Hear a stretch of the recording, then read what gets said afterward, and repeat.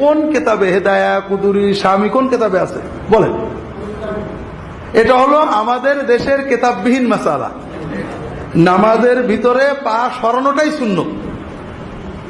নামাজের ভিতরে যখন দাঁড়াবেন পা গুলো ফাঁকা ফাঁকা থাকবে, যখন সেজদা করবেন পা গুটাবেন। স্বামী কেতাবে আছে রুকুর সময় পা গুটানো থাকবে, তাহলে পা সরল না।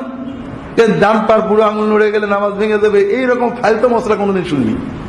নামাজের ভিতরে হাঁটাও যাবে, কাতারে ফাঁক হয়ে গিয়ে হাঁটবেন না। মনে করেন আপনারা যারা অন্তত সরে বেকায় পড়েছেন জানেন যে দুইজনে দাঁড়াইছে, দুইজনে নামাজে দাঁড়াইছে, আরেকজন এসে গেছে, কি করতে হবে? হয় ইমাম নড়বে নইলে মুক্তাদি নড়বে। তো পা নড়লো না, এটা শুধু জায়েজ না, এটা তো ওয়াজিব হয়ে গেল যে আপনি নড়ে কাতা ঠিক করে নেবেন। পৃথক থাকবে নাকি একত্রিত করা থাকবে? আমরা যখন সেজদায় যাই তখন পায়ের গোড়ালি আঙ্গুলগুলো কেবলামুখী থাকবে, এটা আবশ্যক।